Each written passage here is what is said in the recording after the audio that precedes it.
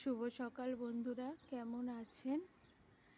আজ অনেক ভোর ভোর উঠে পড়েছি, কারণ আজ এক জায়গায় যাবার আছে, আপনাদের সাথে শেয়ার করব। কাল রাতেই হঠাৎ ঠিক হয়েছে।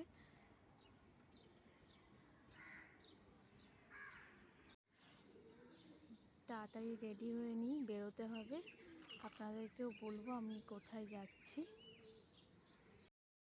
একটু তাড়াতাড়ি স্টেশনে এসে গেছি, ট্রেনের অপেক্ষায় এবার বসে আছি।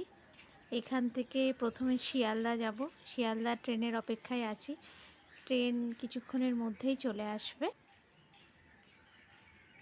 ট্রেন এসে গেছে, ট্রেনে উঠেও পড়েছি। ট্রেনে একটু ভিড়ই আছে। শিয়ালদায় পৌঁছে গেছি। শিয়ালদায় পৌঁছে এবারে শিয়ালদা থেকে আমাদের যেটা গন্তব্যস্থল সেই দিককার ট্রেনে আমরা উঠেও পড়েছি। আমরা যাব হচ্ছে এখন নৈহাটি। নৈহাটি বড় মায়ের কাছে পুজো দিতে। আসলে অনেক দিন ধরেই ইচ্ছা ছিল।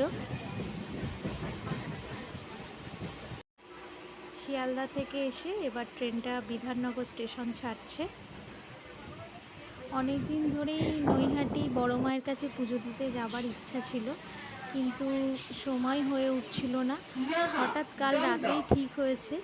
তো আমার হাজব্যান্ডের একটা বন্ধু যাচ্ছিল, তো সেই শুনে আমরাও যাবার জন্যই রেডি হয়ে গেলাম। তো কাল রাতেই ঠিক হয়েছে, হঠাৎ করেই আমরা যাচ্ছি। আমরা এবার নৈহাটি স্টেশনে পৌঁছে গেছি। এবার এখান থেকে বড় মায়ের কাছে যাব। স্টেশন থেকে নেমে আমরা হেঁটেই চলে গেছি। আমরা টোটো বা রিক্সা কিছুই করিনি, কারণ 2-3 মিনিটের রাস্তা, সোজা হাঁটা। তো আমরা সকাল সকাল হেঁটেই ওখানে চলে পৌঁছে গেছি। মন্দিরের ভেতরে কোনো ফটো তুলতে দেয় না, কারণ স্ট্রিক্টলি ওখানে বারণ করা আছে।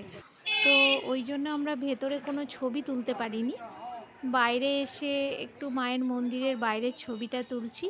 যাই হোক, মায়ের কাছে পুজো দিয়ে খুব শান্তি হলো, মনের ইচ্ছাও পূর্ণ হলো। আবার আসবো আমি এখানে।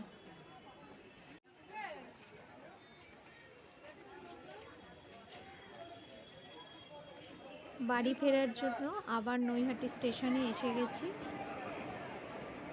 আসার সময়ের তুলনায় যাওয়ার সময় আর একটু বেশি ভিড়, কারণ এখন অফিস টাইম পুরো। তো এরকমভাবেই যেতে হবে এই ভিড়ের মধ্যেই বাড়ি। প্রথমে শিয়ালদা যাব, আবার শিয়ালদা থেকে আমাদের ওদিককার ট্রেন ধরব। ভিডিওটি দেখার জন্য ধন্যবাদ।